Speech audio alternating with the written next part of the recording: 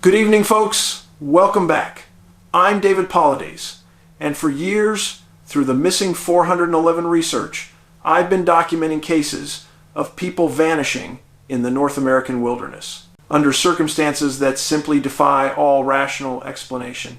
These aren't just people getting lost.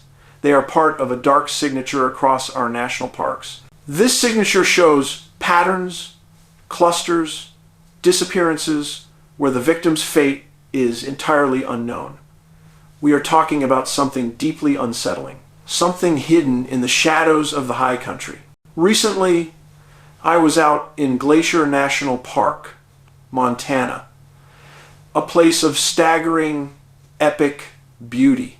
We were hiking the Iceberg Lake Trail, a grueling 10-mile round trip with significant elevation gain, a high-altitude death trap if you're unprepared. The lake itself is unnervingly cold and deep blue.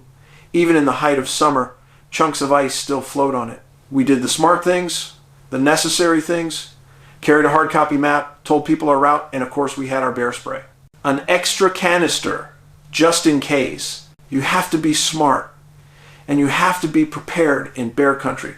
I've documented too many missing 411 cases where folks inside the park were attacked by grizzlies in their own camps. But as I looked at that alpine bowl, another question was in the air. Because some of the missing 411 cases don't line up with a bear, or a fall, or a simple misstep. They line up with something else entirely. Something ancient, perhaps. Something alien. When you look at the clusters of disappearances, the bizarre geographical locations, the victims leaving behind their crucial gear, like water bottles and shoes, you have to open your mind to the high strangeness category. I break these impossible disappearances into three main possibilities. First, a tragic but logical natural cause. Second, the Bigfoot category. A creature in our dimension preying on humans, leaving too many unexplained tracks. And finally, the most chilling possibility, the interdimensional or UFO category. This is the one that connects the lights in the sky and the close encounters directly to the people who vanish. Take the case of Pat McGuire, a Wyoming rancher. Wyoming is a genuine hotspot for UFO activity. Pat was desperate. His ranch was bone dry, facing ruin. He claimed to have an encounter, a visitation from a UFO, and the entities inside. They gave him specific coordinates. They told him exactly where to drill for water. The drilling company flat out refused, calling him an idiot. But Pat was destined.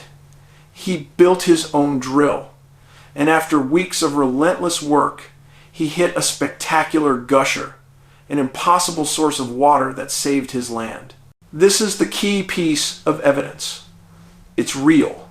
Later, when a film crew came out to talk to Pat for our research, they actually filmed UFOs hovering over his property. It's documented. It's on film. Yet his own family still laughed at his stories of alien abduction.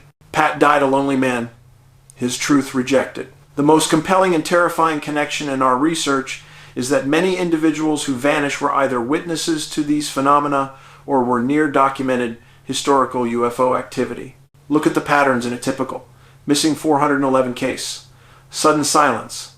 The person vanishes within seconds, sometimes while other people are watching. Like young Dennis Martin in the Great Smokies in 1969. Gone. Then there's the impossible location of recovery.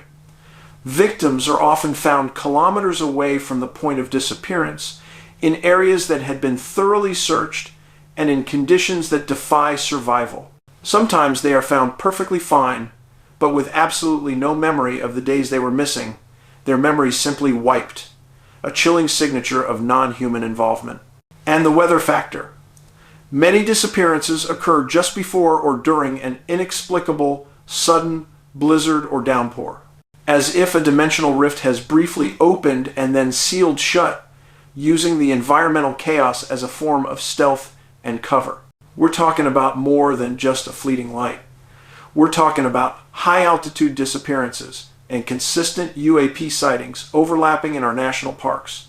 The government is finally admitting the existence of these non-human technical vehicles. What was once mockery is now in the halls of Congress.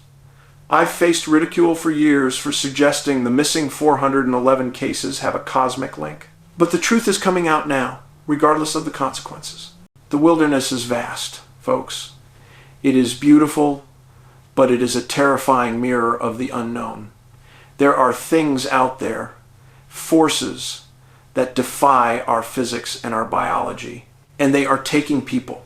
So I am telling you, you must apply the 1% rule. If there is even a 1% chance that the trauma, the terror, and the bizarre circumstances surrounding a disappearance are true, then you must give that person the benefit of the doubt. If you are unwilling to dig deep, if you are unwilling to look at the facts and the clusters of missing 411, then you need to stay silent. Stop the ridicule. You need to ask yourself, what if you were in that position facing the impossible truth of an abduction only to have your own community turn their back on you? Be safe, be smart, and always look deeper. The answer isn't getting lost. The answer is in the patterns. The answers are in missing 411.